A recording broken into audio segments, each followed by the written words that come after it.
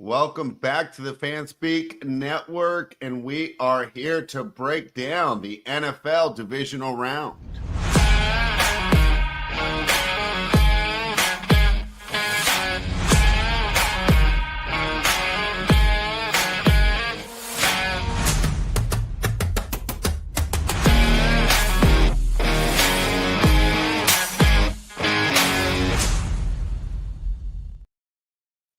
Tyler, I finally remembered to hit the intro.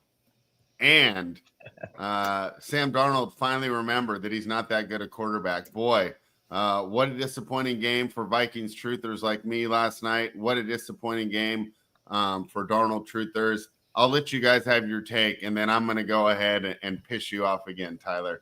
Start with you. What did you see last night in the dominating, decisive win by Super Bowl winning quarterback Matt Stafford and Sean McVay? Yeah, I mean, Darnold can't play under pressure. Detroit blew that wide open week 18, and the Rams said, well, okay, we're just going to blitz the shit out of them too. Half of those sacks were completely Darnold's fault. He stood back there with the ball in his hand. He was panicking. He couldn't throw it away. And then he gets toppled over. He's not a good quarterback. He had two of the best wide receivers and one of the best offensive-minded coaches in the game. And then he had to play in big games, and he folded, just like he's done his whole career. Go to J.J. McCarthy. You do not pay this man. Yeah, I think it makes the decision for the Vikings front office a lot easier. It feels like you've reached your ceiling with Darnold. What were your thoughts, Jamie? And then I'll go ahead and give my thoughts to really rile up our guy, Tyler. Yeah, I mean, this went honestly exactly how I thought it would. I gave the spoiler alert last week about the Vikings getting eliminated.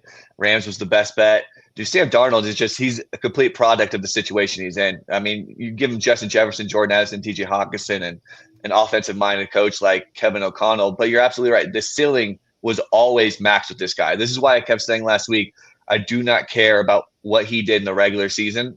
His ceiling was always maxed. He has just no chance at winning a Super Bowl or going on a deep run in the playoffs with Sam Darnold. Quarterbacks just don't all of a sudden be good overnight. I think that unfortunately he just was never able to develop into a good quarterback based off the coaching he's had. And Kevin O'Connell's a great coach. He maximized what he could get out of Darnold. But this is a blessing. If you're a Vikings fan, you should be happy, because the last thing you wanted to do is see Sam Darnold have a good game here, you still lose, and then you get in a situation where you pay Darnold a lot of money, and then you're absolutely stuck for the next several years. You have J.J. McCarthy. Let him be the guy. I think J.J. McCarthy is in a great situation. He's going to have great weapons. He has a great offensive-minded head coach. He's able to sit behind for a year. I think, even as a Packers fan, I think that the ceiling for the Vikings is going to be able to be so much higher with a guy like J.J. McCarthy in the future. So this went according to plan. Sam Darnold sucks. The Vikings were overrated. So I'm excited to get that one in the belt, especially if the Packers let me down. So I mean, if Darnold or if McCarthy doesn't tear his meniscus in the preseason, he's probably the starter by like week 9. Whenever they lose that second game to the Rams, he probably gets the switch right there in the regular season. Yeah. Yeah, so, I wouldn't be surprised at all if that was the case. And I think it benefited him though to sit out for a full year. I think it did better than him sitting 6 weeks. Yes. Because now he got to learn everything off the field, and now it's just play football. Yep. Can't tell you how many NBA guys have said that have missed their rookie year, and they go, well, I got to learn everything that goes on off the floor, and then when I come back my second year, all I got to do is play basketball. I think McCarthy's going to step into that same role and just go, all I got to do is go play quarterback. 100%. 100%. I mean, it's literally a perfect situation, because not only – one thing McCarthy's got over Darnold, this guy's won big games. He beat Alabama in the playoffs. He won the Natty. Like, he can play in big games. 100%. 100%. This is a blessing in disguise for Vikings fan, man. Like, because not only do you have a quarterback sitting in the wings who was able to watch, but he's able to learn under a good head coach with a good offensive system. Like, that is crucial. Can I jump in here? Can I jump in here now? Let's see. Yeah, go. Let's hear it. All I hear is that Kevin O'Connell is this great fucking coach, right? He's so great. He's the best coach ever, right? How about who labeled him that? I don't know, but you guys are telling me. Oh no, we don't know now. I'm just listening to you guys right now, right? If you see your quarterback shook as fuck can't handle blitz, can't handle the pressure. The offensive line isn't able to hold up. Why don't you call a fucking run play and actually take some pressure off your quarterback? If this guy's such a genius, he can't figure out how to dial up a run when his quarterback looks like a deer in headlights. You don't need to pass every single down. I mean, and J.J. McCarthy did great in pressure. He wasn't dropping back 40 to 50 times a game. If Kevin O'Connell doesn't understand how to balance his offense, they're never going to get anywhere. And I know everyone wants to blame Sam Darnold here too, but nobody's going to talk about the coach who's just dropping him back left and right when it was obvious that he was flustered. He needed some I need a stack of Call Uno some cards nice, to pull an plays. Uno reverse card on this motherfucker. Why? Now we're blaming the coach. But Saturday, it was the quarterback's fault. That's my point. You want to blame Tomlin when he's got a shitty quarterback and you don't, and it's all his fault. Okay, but all Tomlin O'Connell wants to do is run the ball, Fred. One coach wants to run the ball the whole time. The other coach wants to throw the ball. You want to throw one coach under the bus? The other one's God. Probably both what need is to it? be more balanced. What is They it? probably both need to be more balanced. I mean, let's get some balance on offense here. Aaron Jones couldn't run the football at all. He averaged 3.7 yards. So you want him to run it into the ass end of the offensive line? Yeah, he wasn't getting anything going whatsoever yesterday, man. Right, he gave up pretty easily. They were down by what, 2 touchdowns by the end of the first quarter. When you're down by 20 points, man, you can't sit there and establish the run. In the second quarter, and he's still dropping him back the whole time. You're down by 7 points. You don't need to pass every single play.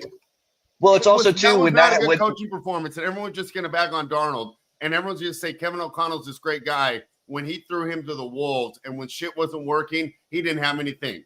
When When Andy Reid won with Alex Smith, were they dropping back 50 times a game? No. They never won a Super Bowl. Smith spread. He lost to Mike Tomlin in one of his last playoff wins in the last 30 years. I'm just saying a good coach adjusts their game plan to their players. He's out there running this guy like he's Josh Allen, but he's not. He tried to run in the first half. Aaron Jones wasn't getting anywhere. Aaron Jones was running into the wall, man. Throwing the ball. 100%. I'm just saying, in that game, he shook, and he didn't do anything to help his quarterback out. He just hung him out to dry. That's what got him there. That's what got him there. And Darnold held on to the football way too long. How many times were you sitting there like, you can hear Troy Aikman. You can tell Troy Aikman was going Darnold's nuts. Head to tell him to throw the ball away when Darnold's standing back there doing jumping jacks like a penguin, and he should just throw it away. Yeah, I'm 100% with you. Kevin O'Connell is a really strong head coach who has surpassed their win total almost every single year outside of the previous year when they had all the injuries to Justin Jefferson, Kirk Cousins, and was rolling out Nick Mullins and all these guys out there. Kevin O'Connell has proven to be a good coach in his short time in Minnesota, and he's been given bad quarterback play as well, right? So he maximized what he could get out of Sam Darnold. He can't force Sam Darnold to throw the football away. And at some point when you're down 20 points, you're going to have to throw the football. You can't continue to run the football down 20, right? Like you've got to trust your quarterback. He wasn't even running the football in the first half. He was running the football in the first half. I think Aaron Jones had like 9 carries for like 20 some yards or something like that in the first half. If I remember right. The score was 24-3 at the end of the first half. 24-3. No, I'm talking about earlier. I was not impressed by that at all. And it's just so funny how, and for some we blame the quarterback, and for some we blame the coach. Well, it's also too, and we'll talk about Mike Tomlin. Maybe this is a good segue into Mike Tomlin, but Mike Tomlin's been head coach for almost 2 decades. Right? Like Kevin O'Connell has been a head coach for 3 years, right? It's like at some point, and if we want to segue now, he's just immune from criticism.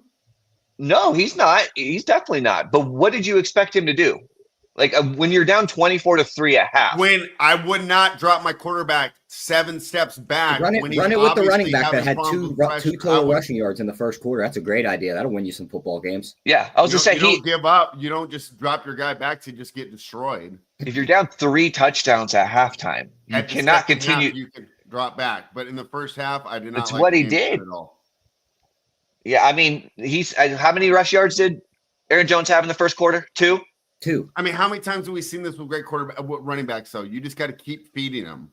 But when you get down, you can't continue to feed them. You can't feed them. You're there down 10-0. You're just going to let your quarterback get teed off on If Philly gets down the same score this week to the Rams, do you think they're just going to keep handing it to Saquon? Probably. No, they're going to force Hurts to throw the ball. You have to, man. And, Fred, when you're down 40 in the NBA, you're just going to keep driving to the hoop and do a layup? No, you're going to fucking start chucking threes. Well, if I'm 5 of 18 from 3, I'd probably say, you know what? Maybe I need to get the rim and see the ball, get to the rim and see the ball go through the hoop. Same thing here. My guys should. Let me call some short passes. Let me call a screen. Let me do anything. These 7-step drops are not working. Spread, they threw like 5 screens and they all got blown up in the backfield. Yep. Okay. Well, I'm just saying it's just interesting how in one place it's the coach's fault and in another place it's the quarterback's fault when it was the same exact thing. All right, Jamie, coming out of your mouth. How is it funny coming out of my mouth? Because Tomlin could do no wrong, but we're still running a system that hasn't won since 2006. But O'Connell's running an up-to-date system, and it's his fault. Yeah. Makes sense. Jamie, you watched the show yesterday. I loved it. You took some notes. Yeah. You want to get Tyler and I fighting again. What do you got for us? So we'll start with, since it's a good segue, we'll start with the Tomlin thing. I am so on board with Tyler here at this point. Mike Tomlin punted the football on 4th and inches as a 10-point underdog. That I cannot understand that. When you have Justin Fields on your team too, and 4th and Tomlin is so. Have they scored a point in the first quarter in the last 4 or 5 playoff games?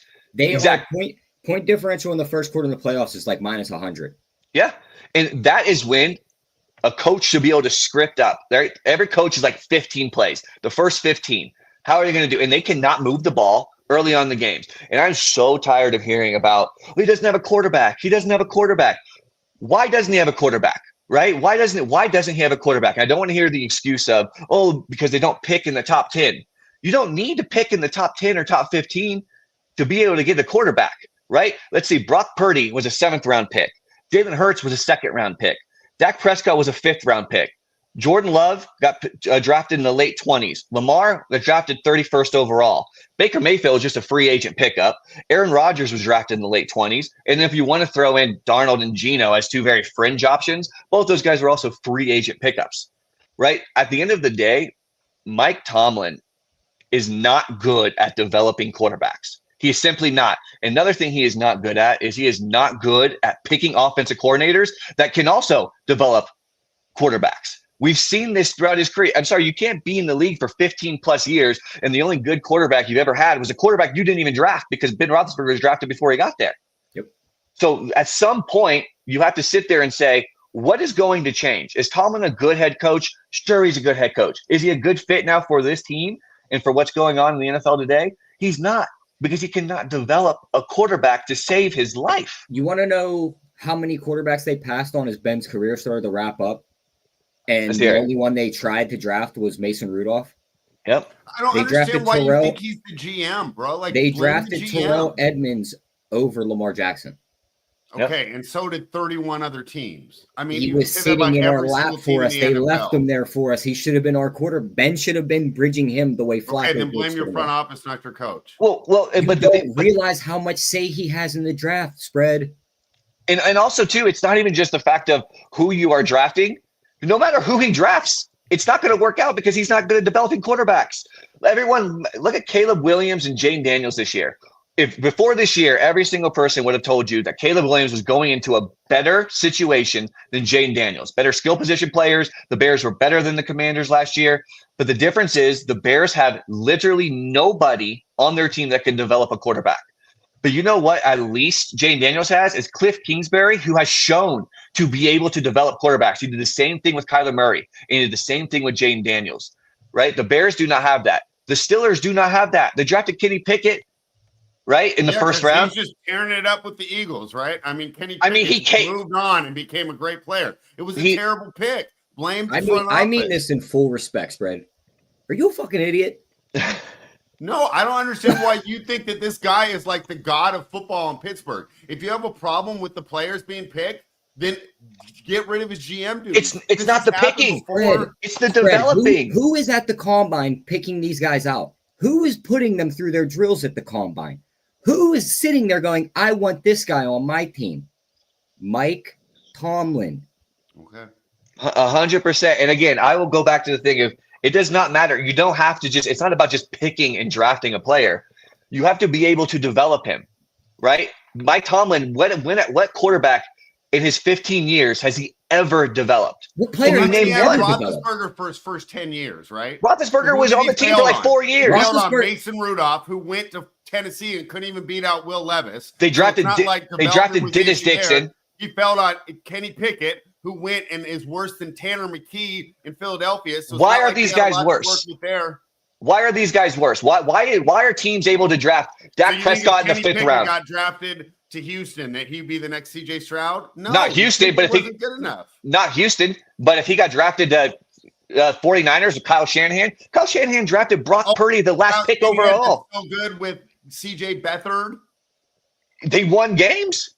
No, he didn't. He won games. Oh, the only quarterbacks Shanahan's ever won with was Jimmy G and Garoppolo and Purdy. He didn't win with Beathard and he didn't win with Mullins. I mean, they weren't winning. They got Nick Bosa at number 2 because Jimmy G got hurt and they're running out those other bums. Their entire team got hurt. It wasn't just Jimmy G. They do that every couple years. Just this year, you could say, I'm just saying, they got everyone thinks that any quarterback could win with Shanahan, but he's really only won with 2 quarterbacks.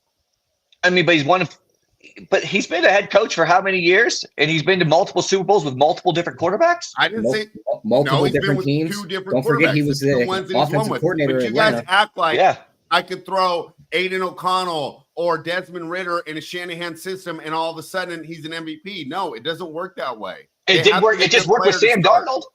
It just worked with Sam Darnold. It worked with Baker Mayfield. It would be not elite, but he would be a solid Sam Darnold and Baker Mayfield have 10 times the physical talent that Mason Rudolph and Kenny Pickett do. You got to be kidding me. Why Kenny Pickett was drafted? Everybody said this is nuts. This guy's a fourth round talent. How are they drafted him? The only reason they drafted him was because he went to Pittsburgh. And it sounds like the same thing you said about Jordan Love too. Say in that. Pardon? Guess who had a huge say in that? The same guy that went and drafted James Conner. Well, they get a real fucking GM. The same guy that was going to draft Tyler Boyd because he went to You're going to fire him and go pick up who? Who are you going to replace him with? I've heard this.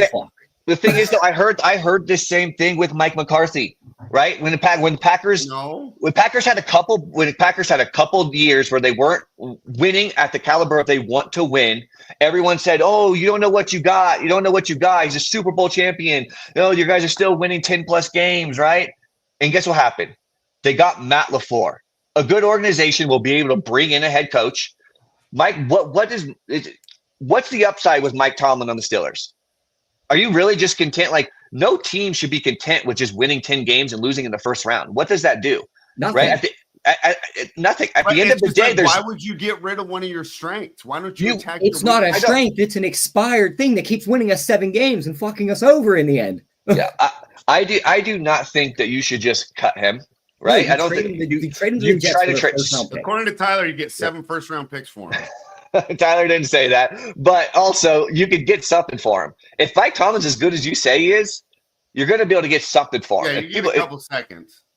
But he has the no trade clause, so it's not like you can just ship him to Chicago. He's not going to go work for those idiot owners in Chicago. I mean, I don't know. Go to Jacksonville. He's going to say, "Fuck you! I'm not working for Tony Khan." I mean, I don't know. At some point, there has to be on the coach, and you just can't develop a quarterback. When there's multiple other coaches, have to be on the coach. Chuck Cheese says Aaron Jones, 5 for 28 and 3 for 30. These were he clearly didn't check the play-by-play because he only ran the ball twice in the first quarter. So I don't know how he got the 3 rushes. All right, what other notes you got for us, Jamie? All right, there's one. This one's going to be mostly directed to you, Spread. So you started off the show talking about the Chargers in Houston. And I'm just kind of curious of your thought process of how. You start off by saying Herbert gets a pass. You don't blame Herbert. But when you talked about the Eagles and Packers, the first thing you said was that Jordan Love was at fault for this. Jordan Love didn't get a pass. So I'm just curious of your rationale between the two of differentiating between how Justin Herbert gets a pass for his performance, but Jordan Love doesn't. Can you explain that to me? Yeah, I probably got misconstrued there. Okay, well, that's not very fun. So have some conviction and back up. No, I honestly can't have as much conviction for this one Okay. because I would say that in both games they need to play better. My point on 100%. Jordan Love is he's just not there yet. And I would say the same with Herbert too. But in Herbert's defense, you got one of the best play callers in the world playing with him, right? Yeah, he's got debatable. Greg Roman. Talk about antiquated, right? You guys want to say Tomlin's antiquated. Greg Roman's pretty old too. All right. Then you guys, what's a quarterback's best friend? Strong running game. You have a way better running game, right? What does Herbert have? I mean, they weren't able to run the ball. And third, you have a plethora of wide receivers that all went down during the game. Exactly, right? I think it's very clear. First off, Ladd McConkey is probably a better receiver than the Packers have, right? Yes, Jaden Reed is better than McConkey. Well, Jaden Reed. I mean, Jaden Reed is on Chargers, and he got 19 targets a game or whatever McConkey got. No. Jaden Reed doesn't play a full complement of snaps, right? That's just not how Matt LaFleur has it set up. Matt LaFleur has this system where it's like, you're going to get some, you're going to get some, you're going to get some. Jaden Reed's a good player. I would say that those guys are probably comparable at best. But the reality is, right, Green Bay lost their number one wide receiver, the most important wide receiver, right? The man beater, the guy who stretches the field, and Christian Watson before the game. They lost Romeo Doubs, their number two wide receiver, during the game. They lost their number three wide receiver, Jaden Reed, during the game. Jordan Love was throwing to his fourth, fifth, and sixth wide receiver options. He lost multiple offensive linemen during that game as well. He was not – there was just no chance. It honestly got to the point where I was during that game, I was like, I don't even – what's the point? Even if they somehow win this game, what is the point? Yeah, there's no chance they're going to be able to beat Detroit all banged up like that next week. There just would be zero chance because Dobbs is for sure going to be out after that bad concussion. Reed was likely going to be out too. Obviously, Watson was going to continue to be out. The offensive linemen were toast. The center got hurt on like the last play of the game as well. The team was completely toast. And secondly, with this whole thing, Justin Herbert has been a starting quarterback in the NFL for 5 seasons. He has 80 NFL games under his belt. Jordan Love has been a starting quarterback for 2 seasons. He has 35 games under his belt. And not to mention, Jordan Love is 2 for 2 on going to the playoffs. Justin Herbert is 0 for 2, and he played poorly in both games. And in both of those games, Justin Herbert and the Chargers were the favorite.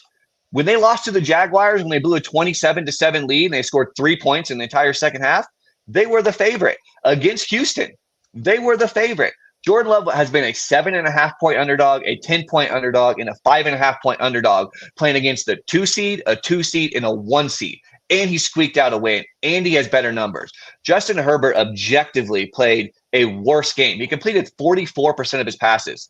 From an EPA standpoint, he had one of the worst games in the last 10 years of any postseason quarterback. Justin Herbert, both quarterbacks deserve blame, but I'm glad that you did backtrack a little bit because when I was listening, I was like, first thing is Justin Herbert gets a pass. And we talked about Eagles and Packers. First thing was, this is on Jordan Love. No. Okay.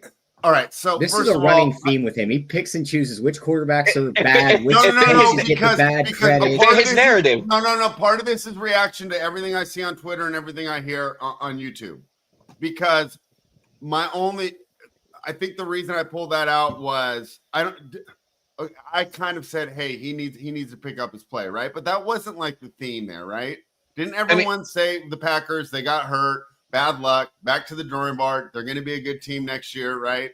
Well, on the Herbert discussion, it felt like everyone was rushing to Twitter and YouTube and say, see, I told you, he sucks. So I was kind of just trying to be contrarian against that narrative. But at the end of the day, I think they're both pretty close. They both need some development to do. I think Love needs those weapons back in the lineup, and Herbert actually just needs the weapons on the roster. I mean, he doesn't even have them on the roster. Mm-hmm. Quentin Johnston's your number 2. Quentin Johnston would be number 7 in Green Bay. Well, all those guys you mentioned. Quentin Johnston does suck. There's no doubt. Right? So, but I will also say, too. I was trying to defend Herbert because everybody wants to victory lap, and I feel like this is inside the NBA all over again. You got a guy, he got a great season. It should be a good story. Yes, he fell short in the playoffs, but there's multiple reasons why. And now we're going to dog on him and say he's not like a top 10 quarterback when he is. Is he in that elite tier? No. I'm I'm 100% with you. And so like my thing is too, like this wasn't supposed to be a bashing Herbert thing for me. This is just supposed to be, it was supposed to be equal blame. If we're blaming Herbert, No, and blaming you're Love right. as The well. only reason I probably defended Herbert more than Love, but wouldn't you say that in both cases, for these teams to make the next step, those quarterbacks are going to have to make this next step? Like Love's going to have to get better. There's no doubt about it. And so this will kind of transition just to my last point real quick. Okay, and just about the Packers and Eagles, just real quick, because obviously I'm going to come in to take my L. I was wrong about this game specifically. I was wrong about the offense. I did, though, very clearly say that if the Packers were down by double digits going into half, that it would be over. And unfortunately, with literally the opening kickoff, you just can't give the Eagles an extra possession, right? The Eagles basically got to receive the ball in the first half and receive the ball in the second half. You're just not going to be able to beat a team like that. So, but the defense played really well against Jalen Hurts in this offense. Last week, yesterday, you were hyping up the Eagles offense, Jalen Hurts, a little bit more than I think you probably should. That game, if I told you that going into halftime or with 8 minutes left in the game, right? There's 8 minutes left in the game. The Eagles have 0 turnovers. The Packers have 3 turnovers. The Packers missed a 38-yard field goal, right? And that the Packers lost their number 1, 2, and 3 wide receiver. If I told you that was a 6-point game with 8 minutes left in the fourth quarter, there's no chance on earth you would have believed me. If I would have ran that through you, the 3 turnovers to 0, the missed field goal, all the injuries against the Eagles at home, you would have thought the Eagles were up by 20. But the reality is Jalen Hurts did not play that well against them. And that's one of the reasons I did say last week that I thought this was a good matchup for the Packers defense. And first off, too, the kick return, Keyshawn Nixon recovered that fumble. I've watched like 20 different replays of that. I do not see how he did not recover that fumble. And also, I do have to admit that, unfortunately, like 5 minutes before that game started is when my dog got really sick, and we had to actually rush him to the ER. So I was watching the first half on my phone, unfortunately. So maybe it was skewed a little bit, but I went back, I watched replays. Like, there's just no chance on earth. But overall, I just want to say, I had to come in. I take my L on Green Bay, specifically the offense. Love has to be able to play better. The last interception of the game, I don't even think counts. They were down by 9 with 2 minutes left. He threw the ball 60 yards in the end zone trying to make a play. It was picked off. The interception before half was really, really poor. But I think there's an important distinction here with Love that I think we all just got to kind of, just come to the fruition that this is just the way it is with Love. And his highs and lows are going to be much more drastic than Aaron Rodgers was, right? He's just much closer to Brett Favre than he is Aaron Rodgers. He's going to have games where he throws 4 touchdowns, and he's going to have games where he throws 3 interceptions. And unfortunately, that is just kind of the reality of Jordan Love. But at the end of the day, Brett Favre and Aaron Rodgers were 2 completely different style of players. One guy would throw 4 interceptions in the game. The other guy, took care of the ball really well. But at the end of their career, they basically had the same results, right? Rodgers won 3 MVPs, won Super Bowl. Brett Favre won 3 MVPs, won a Super Bowl. So if I can get that out of Love, I'm going to be happy. Who knows if that happens? But I'm also the people on Twitter, and maybe I see it more because I'm a Packer fan, so my feed is a little more of that. But the people trying to say that, the Packers are toast with Love, they got to get rid of Love, all this type of stuff. I'm old enough to remember watching Brett Favre throw 6 interceptions in the divisional round against the Rams in the early 2000s, right? So I think we better just chill out on that. Love has to play better. They're still the youngest team in the NFL. There's still time to grow. But I was definitely wrong, and I was definitely disappointed with the way Love played. And they did get to the point, too, where, like I said, at that point, at the end of the game, there's no point to win anyways. The entire team was they would have lost by 30 against the Detroit. So that's my end of the spiel of the Packers Eagles. Do we really think him and Herbert have to get like light years better? Because they're not top 5 quarterbacks, but they're probably both top 12 to 13 quarterbacks. They really don't have any weapons. I think once you build the roster around them, that's what they really need. Yeah. Like Herbert, where he is right now, if you drop T. Higgins on that team, they're probably a lot more live 100%. To go into KC right now. Yep. If you give Jordan Love his whole plethora of wide receivers and maybe a standout bona fide one, you probably got a problem in Green Bay right now. So I think it's more the roster construction around the quarterbacks than it is them. Yep, I agree with that. I think both of them are very close. Neither of these guys are cracking the top 4 of Mahomes, Allen, Lamar, or Burrow. No. So you got to build a roster around them. Yep, 100%. And I think it's hard too sometimes as Packer fans is when you had Aaron Rodgers for so long and you're like, we have arguably the greatest thrower of the football, and then you transition into Love and you still kind of have those expectations. But the reality is you can't have those expectations. You know what I mean? It's going to be different. He's not going to be as good. But he's been in the NFL for 2 years and he's made 2 playoff appearances and he's won a playoff game as an underdog in every single one. So I'm still happy with the progress. But yeah, I'm excited now to get down to breaking down these divisional games. All right. This concludes this week's edition of Locked On. I got one last kicker on the whole coaching thing. Playoff appearances / seasons. McCarthy's 12 for 18. Tomlin's 12 for 18. Division titles. McCarthy's got 8. Tomlin's got 7. Playoff win-loss. McCarthy's 511-11. Tomlin 8-11. Get him out of town. Get him out. The Houston Texans will be in Kansas City taking on the Chiefs, Jamie. We'll start with you here. I think 9 is too many points for Houston. When these two teams faced off on December 21st, the line was 3. This whole playoff, the Chiefs are Jimmy Butler now. We're getting playoff Jimmy or something. How did this line get to 9, and what do you think about this game between the Chiefs and the Texans? So this game is already at 9, huh? Wow. For me, offshore, it's kind of juice. Maybe it was the last I looked yesterday was 7.5. So it's definitely going in. Taking money. Yeah, going into their favor. I mean, also too, it's probably not worth the 5 points or whatever it is. It's moving, but the Texans did lose Tank Dell in that game. The Chiefs did get Hollywood Brown back. The Chiefs have looked better as of late. Is that worth the 5 points? Who knows? I lean KC here. It's not going to be. I haven't taken it. I kind of wish I would have taken the 7.5 now that it's been moving a little bit. But I mean, KC won 27-19 the first time. The Chiefs are starting to click a little bit here, man.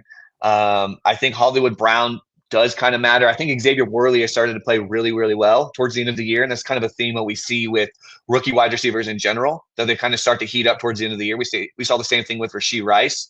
I think that the Chiefs are starting to get some weapons, honestly, and so I lean the Chiefs here. I wouldn't be surprised if the Chiefs kind of lay the smack down, but it is also tough too because I mean we've seen the theme all year with the Chiefs, right? They hardly cut. They win every game and they hardly cover the spread.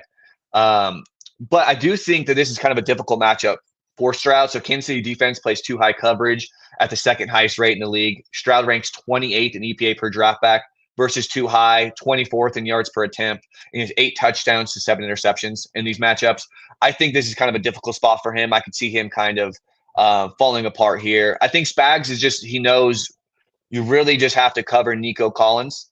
And I think Spags is going to be able to take him away. I wouldn't feel confident backing Houston personally. I'm not sure if I'm going to end up laying the points with Kansas City, especially now that it's moving up and I kind of missed the boat. But I definitely lean Kansas City here, man. I just think they're starting to get hot at the same time, and it feels kind of similar to what they did last year, right? Where we kind of talked all year that they weren't this and that, and then towards the end of the year in the playoffs, they just got better. I mean, this is just by far the best quarterback, head coach, and defensive coordinator in the league. I lean Kansas City here. Tyler, the stat that he brought up that really worries me on this Houston pick was CJ Stroud on the road. Those home road splits are NBA-like. I mean, he's so much better at home. A little bit of concern here, but like I said, I lean towards taking Houston. I think the line adjustment is too much, but my guess is you're on the opposite side. Muted. We should have done that years ago. But they just beat this team a few weeks ago. Why would I ever take points when they beat them by 8? Spagnuolo knows the game plan. Now you're missing weapons on the offense that you had the first matchup and you couldn't keep up with them. And you're on the road off a playoff win that was as ugly as it can get. They didn't look all that impressive. I know Mixon was able to get the ball running in the second half. You're not running the ball against KC. 32-12. You said what? Did they win 32-12? Did you watch the game? The first half was absolutely terrible. It was 10-6. Not from a defensive perspective. It kind of was. You only gave up 6 points. You know how many turnovers happened in those beginning? Tell me you didn't watch the game without telling me you didn't watch the game, Spread. The Chargers definitely moved the football like the first several parts of that game, right? Chargers they did struggle in the red zone, but the Chargers very easily, right, could have scored a couple touchdowns early in that game. And they had bad turnovers, and they couldn't convert civil field goals. Yeah. Now you're going to play the better version of the Chargers. I think if you want to tease them down, go for it. I don't see them losing this game. I'm going to be on a minus the 8.5. I think that's why it's at 9. I think they just suffocate them. Like, they legit just bracket Nico Collins. They just waived Deontay Johnson while we were live on this show. If they beat him with Mechie and Xavier Hutchinson, I think Spagnuolo would just shrug his shoulders and go, okay, you beat us with your worst weapons. And I don't think they could do that. So I'm on KC. I think they cruise. Kelsey gets back into form. That 50.5 on his receiving yards is a gift. I'll be on that. And KC's walking into the AFC Championship again. This is one of the teams they legit put a billboard up after Christmas. They said, we want the Steelers, we want Houston, because we just beat these teams back to back and we're about to sit out for a month. And they get Houston. This is what they wanted. They're going to smash this team. Yeah. Tyler, we did this last week as well. We talk about a game on Monday, at least for me, sleep on it, come back with a different perspective. And there's a reason you have blue on the screen for a reason. Smart man. I'll say that. You woke up on the right side of the bed today, Spread. So I haven't bet the Lions yet, but I'm kind of off this Commanders train. Here's some things that made me change my mind. You're right about the defensive personnel. And the Lions have all the weapons to exploit it. And I talked about not being balanced earlier. I know that this Detroit Lions team is going to be balanced. They're going to find a way to get things done. I know Jaden Daniels did have a good performance last week, but the idea that he's just going to be able to carry this inferior squad at pretty much every single position group just off his greatness, maybe I think I'm putting a little too much on the rookie. And then finally, the short week, right? If this was just the regular season, right, and the Commanders were just traveling to Detroit, we'd be talking about that a lot. And I was kind of bitching about that last week on this show, saying I don't like Monday Night Football for the playoffs because I think it's BS that this team kind of has to play a short week. So now the Commanders are coming off what? 6 days rest? They played Sunday night.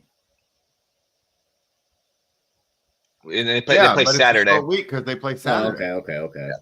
I thought you were saying they played Monday. That's what so they have to play on 6 weeks rest, and then the Rams will have to play on 6 days rest because of the wild card, because the Rams have to be the Sunday game. Anyways, those are my reasons. I haven't bet the Lions yet, but I'm kind of off this little Commanders kick. Yeah, I mean, start with you, Tyler. I think the Lions just name whatever score they want here. Washington's a cool story, but like Tampa Bay's defense is kind of Swiss cheese. Took you to the last drive to beat them. You went tooth and nail with Dallas in Week 18 when they were starting Trey Lance, and you were starting all your starters. That's not good. Atlanta took you to overtime starting their new quarterback. They kind of fizzled out at the end of the year. They only beat the Saints by 1 because the Saints missed a 2-point conversion for the win. This team, yeah, it's a fun story. Yeah. They're not competing with the likes of Detroit. There is just no possible way. I think Detroit could win this game whichever way they want. If they want to go, okay, we'll score 50 and you could score 40. They'll go that route. If they go, we'll get to 24 and we'll just run the ball down your throat and milk the clock and we'll leave Jaden on the sideline, I think they could do that. I think they can win this game whatever way they want. They're going to blitz Jaden like they did Sam Darnold. He's going to be under duress. He takes some bad hits sometimes. I mean, he flew out of bounds like a torpedo last game. He can't keep taking hits like that. I know he got hurt early in the year. He's fine now, but more of those hits is just no good. And I just think Detroit can score any way they want. Give me Detroit. This reminds me of last year when Houston beat up on Cleveland in the first round. Everyone was all in on Stroud. Stroud matched up with the Ravens, was getting about 9, and got absolutely smoked. Jamie, what do you think about this game? Detroit's going to absolutely smoke this team, man. I'm glad you turned it around because I was listening yesterday. I was like, there's just no way. It feels like that's just so opposite of what Spread would do, would try to back a team like Washington against this Lions team coming off of a rest, man. And then Washington on a short week with a rookie quarterback, they're completely outmatched right? Jaden Daniels is really, really good, but he's been carrying the load for this team. I love Detroit here. Detroit should be at least be 10+ point favorites. I think the Lions over 33.5 team total is really, really strong.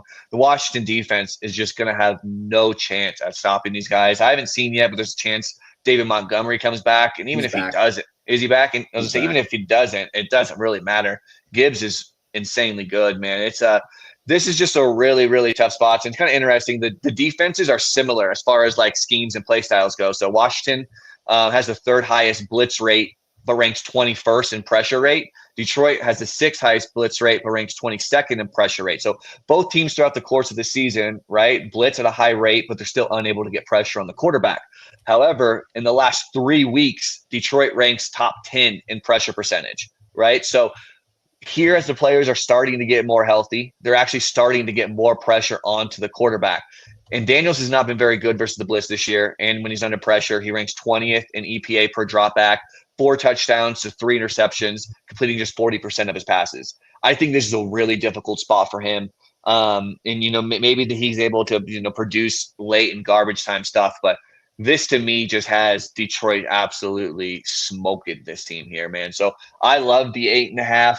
I love doing some alt spreads. I love taking the Lions team total. I think it's a really strong story from Washington. I think they have reasons to be optimistic about the future.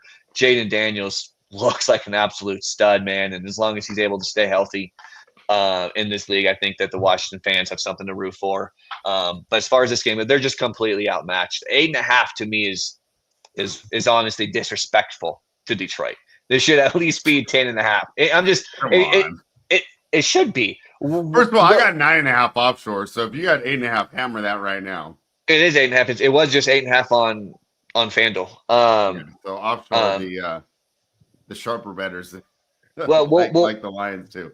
Yeah, and we'll talk a little bit later too. And I'm sure because normally Tyler hammers this every single week, so I don't want to steal one of his potential best bets, which might be mine. But we just talked about 2 teams that you can probably get a pretty nice little 6-point teaser on to get you through 2 key numbers in Kansas City and Detroit. They put that offshore. I can't. Well, and if it's 9 too, all day.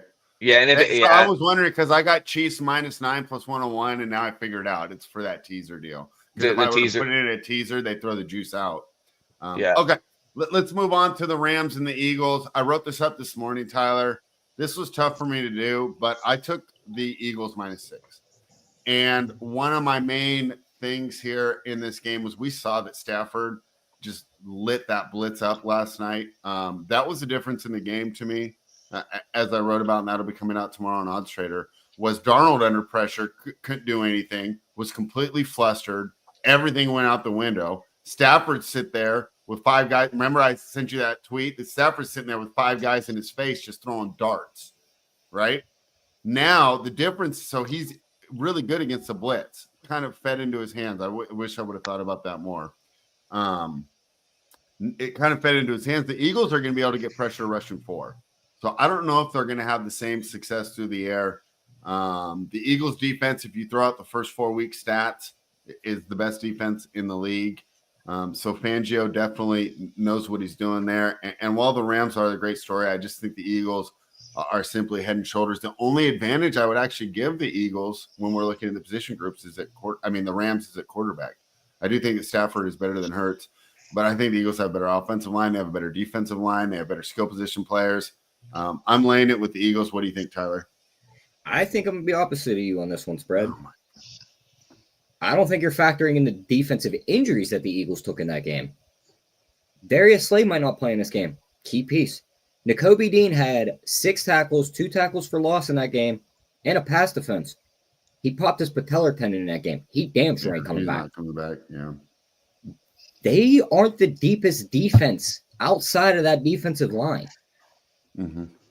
If the secondary is going to leak now and the middle linebacker spot's going to be open, this Rams team is live.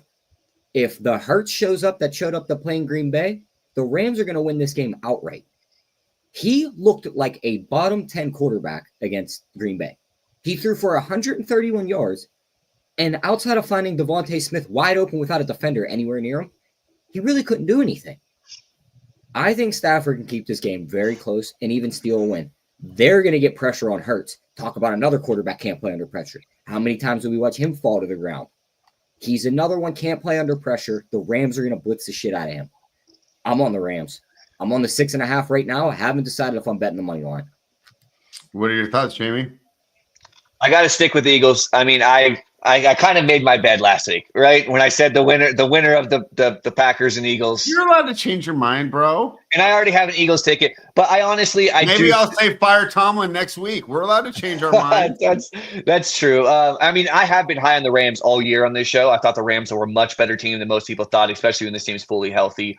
And I do think it's important to note, right, that, I mean, you said it too, Spread, the two most important positions in the NFL are head coach and quarterback, and the Rams definitely have the advantage there. I do, though, really like the coordinators for the Eagles, which I think kind of limits Sirianni from doing too much stupid stuff, right? I think Fangio and Kellen Moore are very high-level coordinators, so I think that— Bro, what does Sirianni do besides book the hotel? That's what I'm saying. I think that guy's coasting, dude. I think he's got it made. I think I could do Nick Sirianni's job. 100%. Kellen Moore, Big Fangio on that roster? 100%. Yeah. And that is exactly why I still lean with Philly here. And I think that, first thing, I don't really trust the Rams offense outdoors in cold weather. I do think that they play much better in warm environments and inside of a dome. I think you can kind of look at some splits over the last couple of years and kind of see this. So that does worry me with the Rams. I also do think that this is a better matchup for Hurts. So last week I laid out how I think that the Packers are a much tougher defense for Hurts than most people think, right? The Packers do not cover the middle of the field at all, and they're very good at covering the edges against passing attacks. They've been like that way all year. I think that this team is much, much different in that. And the Packers also, by the way, since week 10, I think have the number 2 ranked pass defense on EPA per play, if I'm not mistaken. So the Packers defense is much better than this Rams defense. I also think that, so LA's defense is specifically vulnerable to the left side of the field. They've actually been one of the worst teams in the league on the left side of the field. They're ranked 5th in EPA per dropback allowed to the left side. They've allowed 13 passing touchdowns, which is the most in the NFL. Hurts, obviously, with A.J. Brown plays on the left side of the field majority of the time, I think 85% of the snaps. Hurts ranks 4th in yards per attempt to the left, 5th in EPA per dropback, 7 touchdowns to 2 interceptions. And A.J. Brown has the highest yards per route run in the NFL when he is out wide. I think that if this team needs to throw the football, and that is obviously the big thing, is that most times this team doesn't need to throw it, but if this team needs to throw it, I think that this could be a big A.J. Brown game. I think Hurts is going to be able to have more success because Hurts is so much better at targeting the outside of the field. They do not target the middle of the field, and that was one of the points I made last week, that I thought he would have a difficult matchup against Green Bay. I think that this is a completely different style of defense. I think that this is a sneaky good spot for Hurts in this offense. To Tyler's point, I do worry about some of the injuries that the Eagles defense had. It's obviously coming at a bad time. But again, I don't fully trust this Rams team playing outdoors in a potentially pretty cold environment.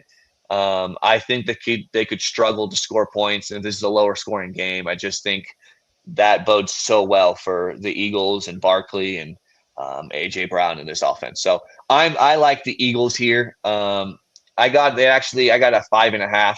I think it's still 5.5, and on FanDuel, at least it was. So I'm riding with the Eagles. I made my bed. I'm not backtracking yet. And plus, I don't know. I want to see an Eagles versus Lions matchup personally. In the NFC Championship game. I think the Rams would be fun too, but ultimately I'm pretty high on at this point, and we'll talk about them in a bit, but Eagles versus Ravens in the Super Bowl. So I think that's a good segue to the next game. All right. Let's start with you. I was telling my buddy yesterday about this game. From a professional betting standpoint, I don't think there's a reason to bet it. I can't necessarily find an edge, but I'm going to bet the Bills just for fun. Now, I set that up because I don't really have a bunch of good reasons. I can't point to any statistics. It's just a feeling. It's just a hunch. Throw that feeling out the window, brother. All right, you guys break it down, because my guess is you guys are both on Baltimore. One team should be able to run the ball. The other one isn't. That's literally the breakdown of the game. They are going to run Derrick Henry straight down this Buffalo defense's throat. They did it before, and Buffalo's defense is worse than Baltimore's at this point in the year. Josh Allen's a great story. I think he should win MVP. I think this is where their offense finally kind of hits a wall. Yeah, they really don't have wide receivers. Baltimore's been a top 5 secondary for the past 8 weeks. They're going to cover these guys well. They have stopped the run all year, so don't expect Cook to do what he just did. I could see this is where Josh Allen has to make some throws downfield and take some chances finally this year. We know what happens when he takes chances. They usually turn in interceptions. Lamar and them seem to be on a collision course for Kansas City again. And I honestly think they're going to the Super Bowl. I think that they beat the hell out of this team in the regular season. I think there's a possibility they do it again. I just think Lamar's the better quarterback at this point. They have the better running back. I think they have the better coach. And the offensive coordinators might be even. The defense goes to Baltimore too. I should have hammered Baltimore when they were still plus 1.5.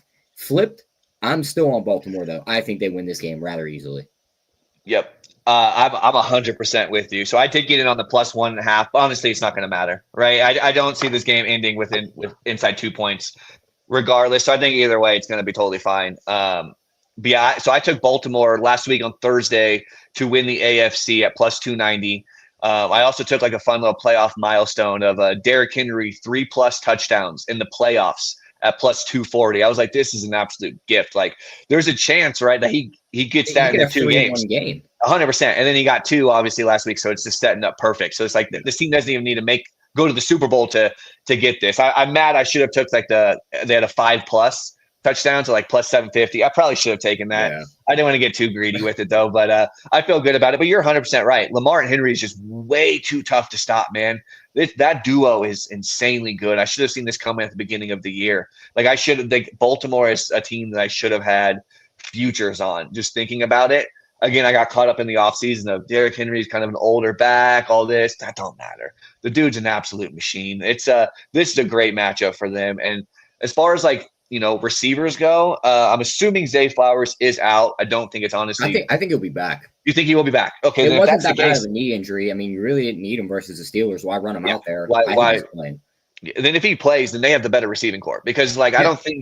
I think Zay Flowers, likely Andrews, and Bateman is at the very worst the same, if not better than Shakir, Kincaid. Yeah, like if we just go one by one, it's like Zay Flowers is better than Shakir. Yep. Bateman's better than Coleman. Yep. Andrews is better than Kincaid. Likely's better than Knox. Yep. 100%. And Henry's much better than James Cook. And again, like you said, Baltimore has the better defense, right? And Spread said earlier about the Eagles, but it's the same thing with the Ravens. Since week 11, the Ravens rank first in defensive EPA per play. And I think it's funny, right? Because at the beginning of the year, we all kind of talked about how this Ravens secondary was pretty rough, and they're definitely vulnerable against the pass early on. But since week 11, they also rank first in EPA per dropback, against the pass. So this Ravens team, it's an absolute smash. I love the Ravens here. I think they're going to be going to the Super Bowl. And to be honest, I think they're going to be the most fun in the Super Bowl. I want to see Lamar Jackson. I want to see Derrick Henry playing a Super Bowl. So that is what I'm rooting for. That is what I got. So I love the Ravens here.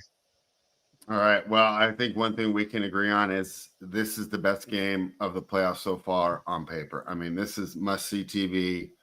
So now it's going to be a blowout, right? It just feels like this is just what happens. It's like the game you're just like the most excited about, and then it kind of happened earlier, right? When we talked about when the Ravens and the Bills matched up earlier, and yep. I believe it was on prime time, and it was what 41. I can't remember off the top of my head. But the Ravens walked them right off their own field. It wasn't even yep. fun. No. So of course that does have the potential to happen, but one good thing in the Bills' favor is when you do have those blowouts like that, right? And that's why the zigzag works so well in the NBA. So let's say you and I are opposing coach, Jamie. You beat my butt. Well, I got a bunch of tape that I can fix. What do you go tell your guys? Yeah, keep doing the same stuff. Good, right? So it's easier for the losing team to make adjustments. I'm on the Bills, but like I said, it's a hunch. It's not. I can't back it with data. And the more I look into it and try to find data, it's actually kind of hard. And the market agrees with you guys. Well, just to point on your, they blew them out. They can make adjustments. They blew them out when their defense was bottom 5. The defense is top 5 now. I don't know what adjustments you're going to make when the defense is going to be better. Well, Yeah. I don't either, but that's why I'm not Joe Brady, right? I mean, that's what we count on this guy for, right? And Tyler, we don't agree on a lot lately, which is weird because we do agree on a lot of other stuff. But we both agree that Joe Brady's really good, right? I mean, if anyone, I was could saying that when see he was what in the team- Carolina and he kind of got the shit end he of the got the stick, shaft, yeah. but Yeah. I mean, I don't think he was ready yet. So Yeah. I think he's going to get another shot at a coaching job this year, unless they keep him in Buffalo. So we shall see. Yeah, and just to point out with what you said about, they got blown out, they got the more tape. As a Packer fan, I got to kind of disagree, man. If Packers lost twice to the Lions, twice to the Vikings, and twice to the Eagles, and that tape of after you lose and we got tape on you when you win didn't do much for Green Bay. So I don't think it always works like that. But it isn't kind of wild, right? Like you were so spot on. You said this earlier in the year, right? About like the NFL, it feels like there's just a few teams, right, that you really feel like can really win. And I mean, the wild card round was pretty disappointing from the most part. We don't need that seventh team. I'm sorry, Jamie, but we just don't. I mean, I don't. But there were so. I mean, there were so many blowouts all over. The Vikings got blown out, right? It's like it's not need that. The Chargers got blown out. Yeah, we probably don't even need the six. Here's the problem. That was a 4 versus 5. Here's the problem with the adjustments that the Bills can make. But that's. Go ahead. What adjustments can the Bills make when Derrick Henry took 24 carries for $199 and 2 touchdowns? I don't know, but I'm not a defensive coordinator. That's what I'm trying to say. Though, like, I don't think there's any adjustments you can make. The best running back in the league. We don't know. Like, we're not tape guys. It's not like if you pull the thing up, I can say, "Oh, you can bring the linebacker down here. Oh, bring more people on the box." I mean, I don't know. No, but I'm just okay. Well, let's play the hypothetical. I can't even beat my friends at Madden. Like, I don't know. Let's play the hypothetical here. They drop the guys into the box, and then Lamar's just going to run the other way. There is no adjustment you can make. I mean, you're making good points, and that's why when I got the Bills, it's just all hunch. It's on, it's more than a feeling or whatever the song, right? Because I don't have data to back it up. You can't. I mean, maybe you can if you. I mean, still Tuesday. And the market spoke. Busy day yesterday. I will say one thing that scares me about the Bills. It has nothing to do with the actual game. It's the fact that our guy Kegs on the Bills spread. He's calling them the best team in the AFC. Crazy. Yeah, our guy knows his shit. My worry is I'm on the wrong side of this game, but I have to stick to my thank God. Now I got the best argument of all of them. All right, guys. Let's wrap this up. Tyler, what's your best bet for the weekend? Best bet for the weekend? It's actually not out yet. I don't see a line for it. Whenever they release the weekly specials for the biggest blowout, take Detroit to blow out Washington. You got 2-1 on the Bills to blow out Denver last week on Sunday only, and they scored 7 in the other 2 games, just ran away. So, lowest scoring team, Washington, biggest blowout, Detroit over Washington. Jamie, give us your best bet and then bring us out of here. Yep. Baltimore. So I would love to give out Baltimore, but I can't really do it. I took Baltimore at +1.5, and the market's already moved. I don't think it matters. Buffalo but I +1 now. Yeah, so I can't. If you think about the money line, it matters a lot. Yeah. But I'm saying that I can't really quite. Give Baltimore after the line moves so much. I got it at +1.5. So I'm going to take a page out of Tyler's book here. I like the tease Kansas City down to 2.5. And then I like to tease Detroit down to 2.5. I think both these teams win by a field goal. This isn't normally something I like to give out as a best bet. I normally like to let Tyler do it, but he handed me the reins today. So that's going to be my best bet. KC, Detroit, tease down to 2.5. And get that before the line moves back up because it clearly is trending that way in Kansas City and Detroit. So I like that. All right. And we will be back to have the same arguments next week. Thank you for joining us, guys. Fanspeak.com.